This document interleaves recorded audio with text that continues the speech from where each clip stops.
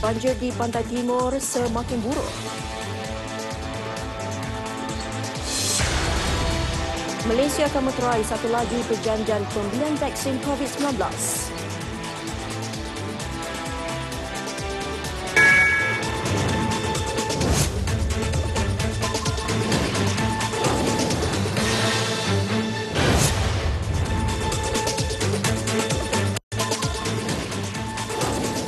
Assalamualaikum dan salam sejahtera. Gara-gara meredah banjir, seorang pembantu jururawat nyaris maut selepas kenderaan Perodua Myvi yang dipandunya hanyut di bawah arus. Mangsa yang bertugas di Hospital Kemaman tidak sedar jalan yang dilaluinya sudah dinaiki air setinggi 2 meter. Kejadian berlaku di kampung Batu Segno, Pasir Gajah, Jalan Cungkai Air Putih, kira-kira jam 12.50 tengah hari tadi. Ketua Balai Bomba dan Penyelamat Cukai Muhammad Zailaini Abdullah berkata, mangsa berusia 27 tahun. Mangsa berusaha untuk menyelamatkan diri tetapi tidak dapat keluar dari kenderaan berikutan kereta terkunci. Mangsa terperangkap kira-kira 15 minit dalam kereta sebelum diselamatkan penduduk. Hasil bantuan pasukan bomba dan Angkatan Pertahanan Awam Malaysia APM, kereta mangsa ditarik ke darat. Mangsa tidak mengalami sebarang kecederaan.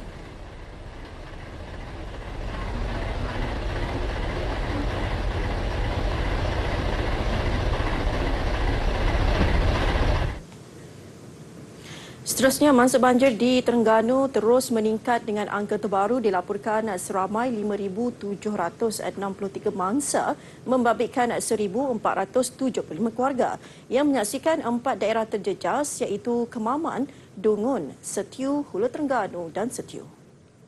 Daerah Kemaman paling ramai mangsa dipindahkan iaitu seramai 4,729 mangsa yang ditempatkan di 25 pusat pemindahan sementara PPS. Diikuti Hulu Terengganu 697 mangsa, Dungun 326 mangsa dan Setiu 11 mangsa. Banjir yang melanda di Kemaman dilaporkan bertambah buruk berikutan pertembungan air pasang dan juga limpahan air sungai sehingga rumah penduduk ditenggelami air sedalam 1 meter. Beberapa jalan alternatif di daerah itu turut dinaiki air dan ditutup kepada semua kenderaan. Sementara itu, tinjauan kru kami di Hulu Terengganu pula mendapati Kampung Matang, Pengkalan Ajal dan Lubuk Periuk antara yang paling teruk terjejas. Bagaimanapun, penduduk sudah membuat persiapan lebih awal bermula banjir gelombang pertama sebelum ini.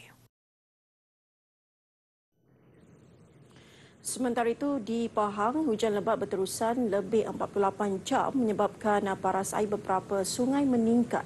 Sehingga jam 6 petang tadi, stesen Sungai Tembeling di Kampung Merting di Jerantut mencatatkan 59.55 meter melepasi paras bahaya 58 meter.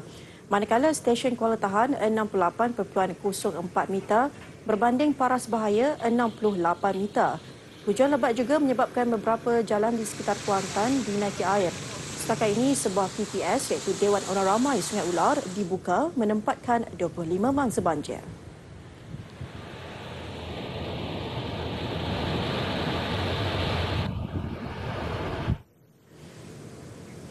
Dan di Kelantan pula, jumlah mangsa banjir yang dipindahkan terus meningkat kepada 890 orang daripada 246 keluarga yang ditempatkan di 25 PPS berbanding 531 mangsa pagi tadi. Menurut aplikasi info bencana Jabatan Kebajikan Masyarakat, sebanyak 4 daerah terkesan dan Pasir Mas mencatatkan bilangan mangsa tertinggi. 3 lagi daerah membabitkan Kuala Krai, Tanah Merah dan Gua Musang. Sementara itu, menurut laman Sesawang Jabatan Pengairan dan Saliran setakat jam 7.30 malam tadi, 2 sungai di Kelantan mencatatkan bacaan melebihi paras bahaya iaitu Sungai Galas di Limau Kasturi, Gua Musang dan Sungai Golok di Ratau Panjang. 3 sungai pula mencatatkan bacaan melebihi paras amaran iaitu Kusial Baru di Tanah Merah, Sungai Kelantan di Kusial Tanah Merah dan Sungai Golok di Jenub Tanah Merah. Sementara itu, 3 sungai merekodkan bacaan waspada iaitu Kampung Sungai Nau, Kuala Krai, Sungai Kelantan di Jeti Kastam, Kota Baru dan Sungai Golok di Kuala Jambu Tumpat.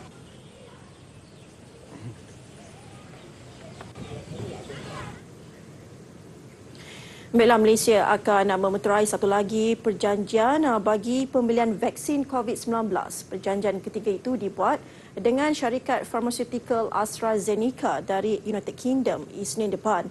Menteri Kesihatan Datuk Seri Dr. Adam Baba berkata, pembelian terbaru vaksin berkenaan bagi memenuhi keperluan imunisasi 20% lagi rakyat di negara ini.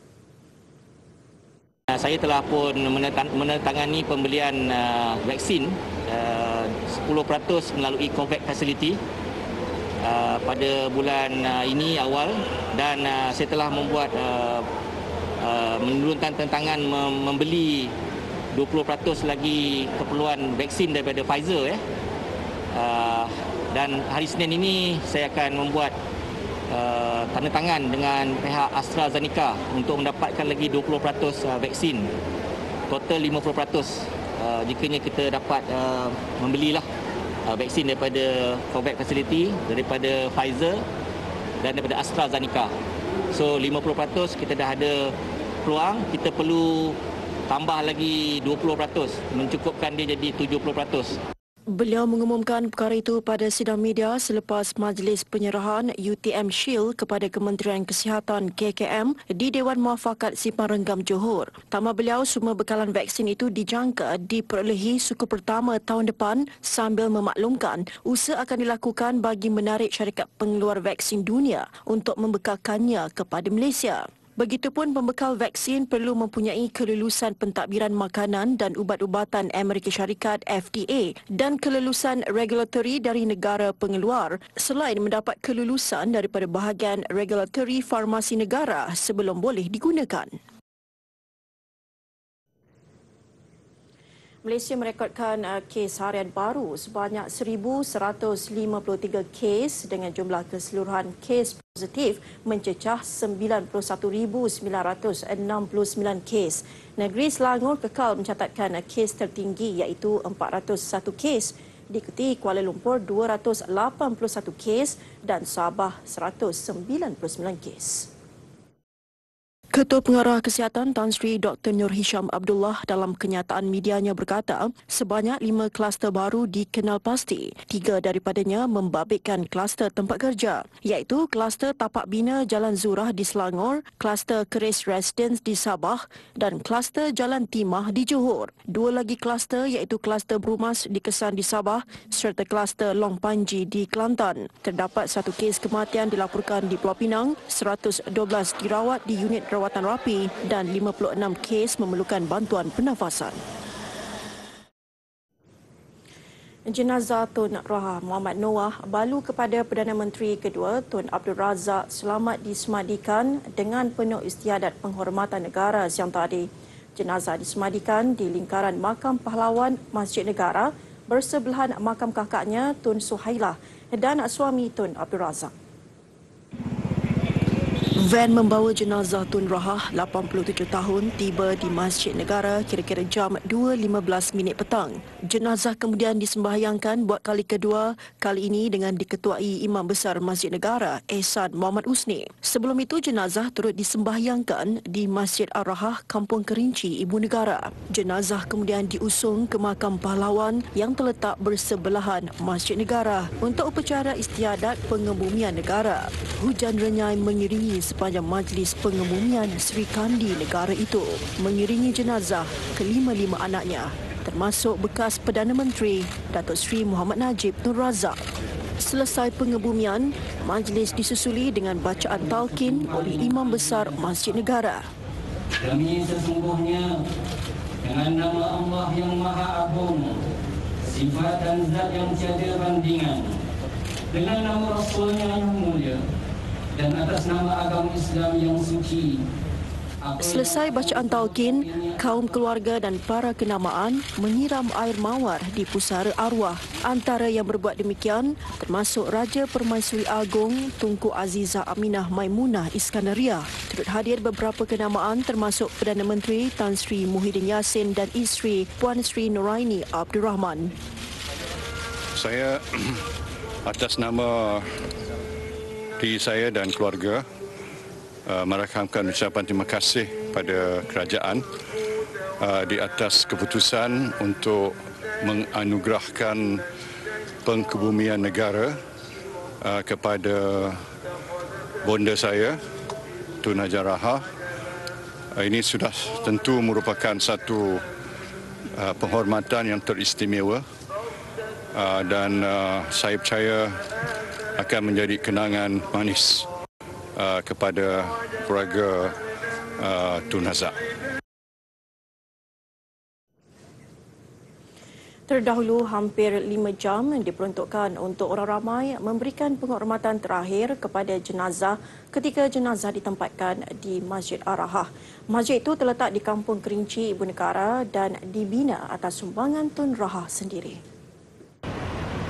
Antara yang sempat dirakam kamera kami ialah Sultan Selangor, Sultan Sharafuddin Idris Shah. Baginda tiba sambil diiringi Tengku Permaisuri Selangor, Tengku Permaisuri Nur Ashikin menziarahi jenazah jam 9.18 pagi. Turut berangkat tiba Sultan Perak, Sultan Nazrin Muizzuddin Shah pada jam 9.49 pagi. Yang di-Pertua Negeri Sarawak Tun Abdul Taib Mahmud dan Tuan Ragat Kurdi Taib. Juga kelihatan beberapa ahli parlimen termasuk bekas Perdana Menteri Tun Dr. Mahathir Mohamad bersama isteri Tun Dr. Siti Hasmah Muhammad Ali dan anak mereka Datuk Seri Mukhlis Mahathir. Orang ramai dibenarkan masuk secara berperingkat untuk menziarah mulai jam 9 pagi selepas mendaftar menggunakan aplikasi My Sejahtera dan diambil suhu badan serta diberikan kad nombor giliran. Langkah itu bagi memastikan pematuhan prosedur operasi standard SOP seiring pelaksanaan Perintah Kawalan Pergerakan Bersyarat PKPB.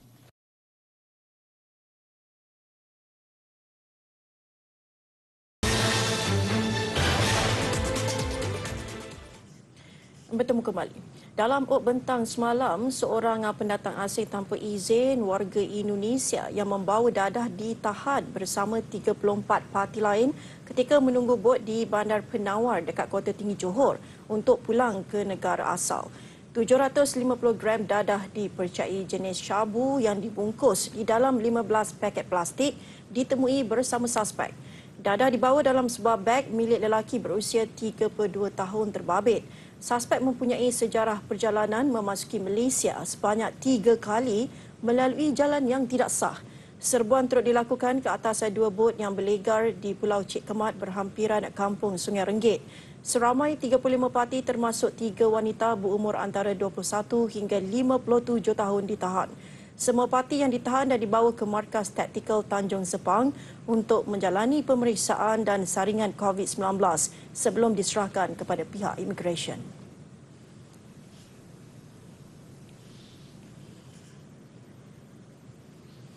Kekurangan fizikal bukan alasan untuk dia hidup meminta-minta. Ia dibuktikan orang kelainan upaya OKU Muhammad Faizal Khamis sebelum muncul sebagai usahawan dalam perniagaan ikan laga. Segmen Pintu Rezeki, Sabtu 19 Disember.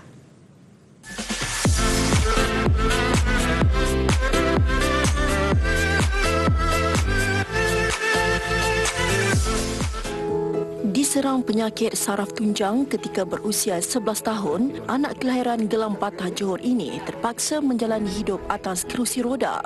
Nekat untuk berdikari, Muhammad Faizal memilih berniaga ikan laga. Sudahnya, pelbagai spesies ikan laga dikumpulkan oleh Muhammad Faizal sejak 7 tahun lalu. Sama seperti ternakan ikan laganya, secara beransur-ansur, Muhammad Faizal turut memperbesarkan perniagaannya. Macam keperitan tu, kepayahan tu banyak saya lalui lah. Dalam kata orang daripada segi mengolah semua, buat kerja ni memang normal lah bagi saya. Dalam keadaan macam ni memang agak susah. Tapi secara perlahan saya kata orang membiasakan diri. Alhamdulillah. Dan banyak benda lagi pahit dan manis dalam kata orang dalam bidang menternak ikan ni. Contoh ikan dicuri, berit bila kita dah kahwinkan ikan, anak banyak mati.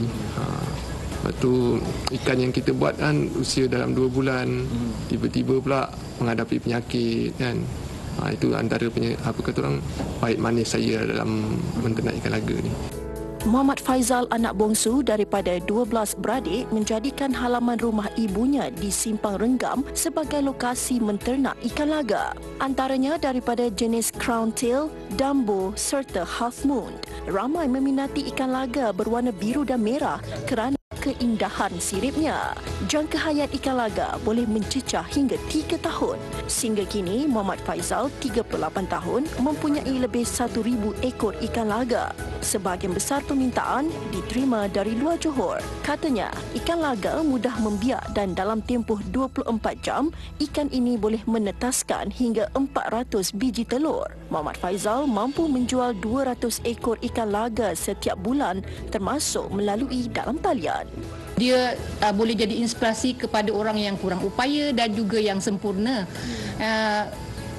Saya cuma sebagai kakak bagi sokongan keluarga. Alhamdulillah untuk sekarang ni bagi keluarga saya memang banggalah dengan dia walaupun dia macam ni. Jadi kita rasa macam satu keluarga yang otomatik kita akan, maksudnya memang akan ambil berat tentang diri dia.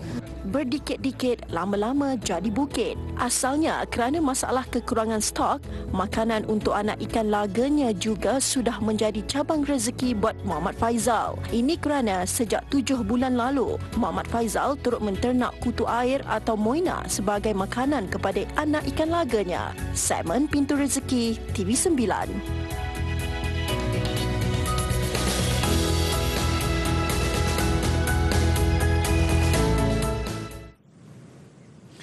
Dua buah keluarga guru di Sekolah Kebangsaan SK Peta Mersing Johor bersyukur kerana dapat mendiami kuartus baru dijangkakan mulai bulan depan.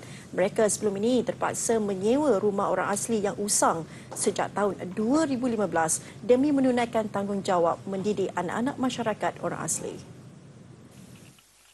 Saiful Rizal Zain, 31 tahun, seorang guru di Sekolah Kebangsaan Peta Mersing yang terletak berhampiran Taman Negara Endau Rompin. Akibat tiada kemudahan kuartus yang mencukupi, beliau menyewa sebuah rumah kampung milik penduduk orang asli Kampung Peta dengan kadar RM200 sebulan sejak tahun 2015. Selepas rumah sewanya semakin usang, beliau bersama keluarga terpaksa berkongsi rumah kuartus guru 3 bilik dengan rakannya yang juga tinggal bersama keluarga. Bagi saya ni pengalaman pertama lah dalam ilmu membina rumah kan. Sebelum ni kita lebih kepada dengan pelajar. Betul, hari ni kita belajar dengan belajar ilmu baru lah bagi saya lah kan. Sebab yelah, kita sebagai cikgu pun apa yang kita menguasai lebih daripada bidang-bidang kita lah kan. Sebab ilmu tu luas kan. Jadi alhamdulillah lah, saya rasa ni memang ilmu baru lah dalam hidup saya ni.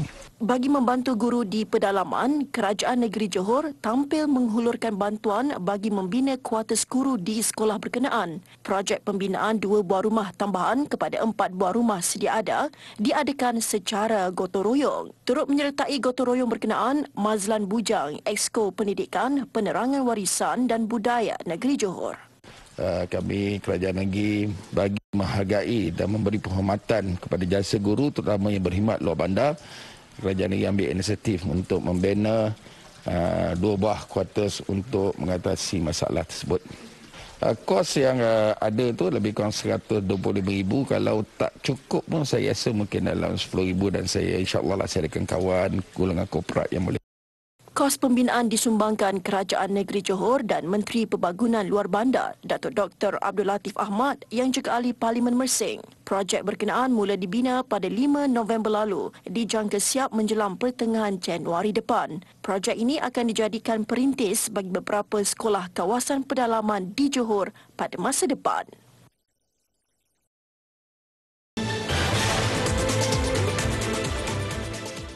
Bertemu kembali. Kerajaan masih belum membuat keputusan berhubung cadangan menaikkan umur warga emas daripada 60 kepada 65 tahun.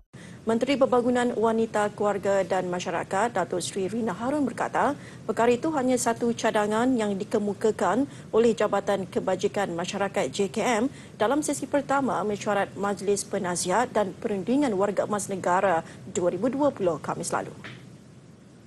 Saya nak menjelaskan di sini, saya yang pengerusikan mesyuarat. Saya tak putuskan kata setuju pun. Satu. Yang pertama, dia adalah merupakan satu cadangan ya yang kita bincangkan sebab kita melihat bahawa keadaan dengan peningkatan kadar kesihatan yang lebih baik dan sebagainya. Namun setelah kita berbincang, ini hanyalah kertas perbincangan, bukan yang diputuskan ataupun menjadi satu dasar kementerian. Ya, yang ini kita bincangkan dan kita lihat, kita mendapat pandangan daripada ahli mesyuarat ya. Tambahnya, perbincangan itu merupakan antara persiapan kementerian sebelum negara mencapai status negara tua pada 2030, iaitu penduduk berusia 60 tahun ke atas mencapai 15% daripada jumlah penduduk. Beliau menggesa semua pihak untuk tidak cuba mempolitikkan isu itu atau menimbulkan kekeliruan rakyat kerana kementeriannya fokus ke arah memantapkan kesejahteraan masyarakat, khususnya keluarga. Datuk Seri Rina ditemui selepas melancarkan program #JomChillOut@Cafe Teen yang dikendalikan sepenuhnya oleh golongan remaja di Putrajaya siang tadi.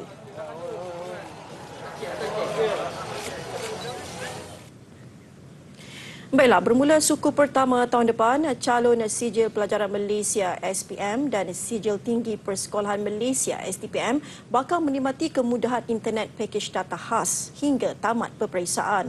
Di bawah pakej itu, 5 syarikat telekomunikasi menawarkan kemudahan pas data prabayar serendah RM20.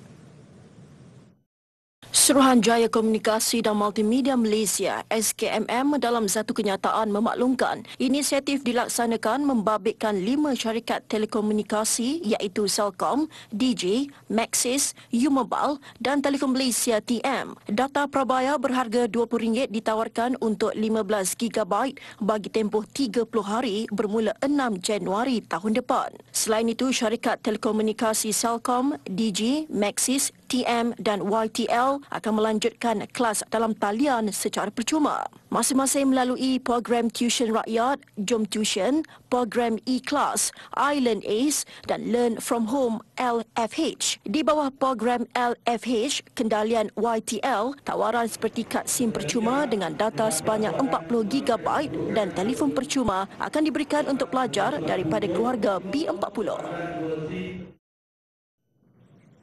Kerajaan Negeri Kelantan bersetuju menyerahkan operasi dan penyelenggaraan sistem pembentungan awam kepada Indah Water Consortium IWK Sdn Bhd. Pengambil alihan berkuat kuasa 1 Januari 2021 dan turut membabitkan aset serta kaki tangan pengendali ketika ini Manjari Services Sdn Bhd. Melalui penyerahan ini sebanyak 33 buah loji rawatan kumbahan awam, 13 stesen pam akan diselenggarakan oleh IWK dan pada masa yang sama IWK akan menyediakan perkhidmatan penyenyah nak cemar kepada kira-kira 81,275 buah tangki septik individu dan 259,343 tangki tradisional seluruh negeri Kelantan. Penyerahan sistem pembentungan awam itu bertujuan menyeragamkan operasi itu di seluruh negara. Ia juga bagi memastikan air sisa kumbahan yang dirawat mencapai tahap piawaian tinggi bagi pemeliharaan sumber air serta alam sekitar. Datuk Seri Tuan Ibrahim ditemui pada majlis penyerahan perkhidmatan sistem pembentungan awam negeri Kelantan di Kota Baru. Pada majlis ini, IWK diwakili Ketua Pegawai Eksekutifnya Narendran Maniam, manakala Manjari Services oleh Pengarah Eksekutifnya Datuk Dr. Wan Zawawi Wan Ismail. Turut hadir Menteri Besar Kelantan Datuk Ahmad Yaakob dan timbalannya Datuk Muhammad Amar Abdullah. Pengambil alihan itu akan membuka ruang kepada pembabitan lebih signifikan bagi memodernkan sistem pembentungan di Kelantan. Untuk itu, kementerian akan membangunkan sebuah loji rawatan kumbahan berpusat di kawasan Tunjung Kota Baru bernilai RM0.5 bilion dalam rancangan Malaysia ke-12. Ini termasuk dana bagi kerja membaik pulih loji dan rangkaian paip pembentungan yang telah uzur. Pada majlis ini, satu memorandum persefahaman turut dimeterai antara IWK dan Kelantan Utilities Mubarakan Sdn Bhd bagi memberi perkhidmatan teknikal ke arah pelaksanaan sistem pengebilan bersepadu dengan air Kelantan Sdn Bhd. Bila perkembangan luar negara akan menyusul seketika nanti bersama Ahmad Bar dan Hazlin menerusi Global TV9. Baiklah Bar dan Hazlin, kalau tadi sebelum kita bersiaran kita ada berbual tentang paparan-paparan menarik global malam ini dan saya kira anda berdua bolehlah berkongsi sedikit. Apa paparan menarik global kita malam ini untuk peminat global anda? Terima kasih Fiza. Sikit je kami kongsi. Boleh sikit je. Janganlah banyaklah, sikit janganlah kekot. Okeylah. Antara paparan malam ini yang menarik adalah mengenai vaksin. Di mana sebelum ini Pfizer dan BioNTech telah diluluskan, kini FDA telah memutuskan dan telah meluluskan satu lagi vaksin. Itu di Amerika Syarikat. Ya, betul. Dan laporan yang sama berlaku di Singapura masih mengenai vaksin COVID-19, tetapi isu yang berbeza. Yes. Itu kita akan kongsikan dalam Global TV9 seketika nanti. Tapi sebelum itu, saksikan dahulu tajuk utama Global TV9 malam ini.